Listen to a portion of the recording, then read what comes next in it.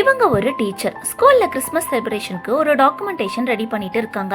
அந்த போட்டோஸ் எல்லாத்தையும் டவுன்லோட் பண்றப்போ கம்ப்யூட்டர்ல ஒரு பாப்அப் மெசேஜ் வருது.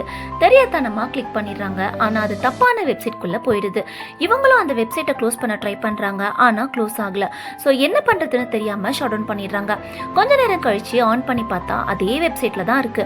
அவங்க பொண்ணுக்கு கால் பண்ணி கேட்குறாங்க. அவ ஸ்க்ரீனை பார்க்கணும்னு சொல்லி கேட்கவும் க்ளோஸ் ஆகிடுச்சுன்னு போய் சொல்லிட்டு வச்சிடுறாங்க.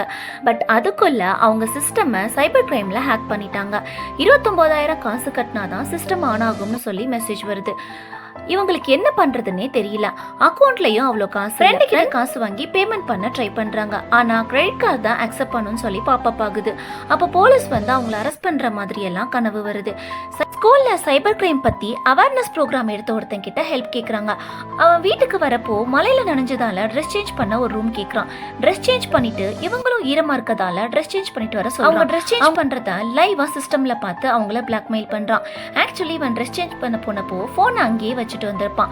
நான் ஒரு அம்மா, அதுவும் இல்லாம டீச்சர், எவ்வளவு தைரியம் இருந்தா ஹெல்ப் கேட்டவங்கள தப்பா யூஸ் பண்ண பாப்பேன்னு சொல்லி திட்டுறாங்க. அது அவங்க ஹஸ்பண்ட் வெளியில இருந்து கேட்டுடுறாரு. எதுவும் தெரியாத மாதிரி உள்ள வராரு. அதுக்குள்ள அவன் போய் ஒழிஞ்சிக்கிறான். அவனை தேடி கண்டுபிடிச்சு அந்த சிஸ்டமை சரி பண்ண வச்சிடுறாரு. போலீஸ்க்கு இன்ஃபார்ம் பண்ணலாம்னு சொல்றப்போ டீச்சர் வேணாம், அவன் போகட்டும்னு சொல்லிடுறாங்க. ஆனா அந்த பையன் போலீஸ்க்கு ஃபோன் பண்ணா உங்களுக்கு தான் அசிங்கம், டீச்சர் தான் என்ன நைட்டு வர சொன்னாங்கன்னு சொல்லவும் கோவத்தில் அவன் அரைஞ்சு அவன் லேப்டாப்பையும் உடைச்சிடுறாங்க. பயத்தில் அவனும் அங்கிருந்து எஸ்கேப் ஆகிடுறான். எல்லா புருஷனும் டீச்சர் புருஷன் மாதிரி பொண்டாட்டியை நம்பணும். எல்லா பொண்டாட்டியும் இந்த டீச்சர் மாதிரி எந்த சூழ்நிலையிலும் நேர்மையாகவும் தைரியமாகவும் இருக்கணும். இந்த வீடியோ உங்களுக்கு பிடிச்சிருந்துச்சுன்னா வீடியோக்கு ஒரு லைக் போட்டு உங்க ஃப்ரெண்ட்ஸ் அண்ட் ஃபேமிலிக்கு ஷேர் பண்ணுங்க.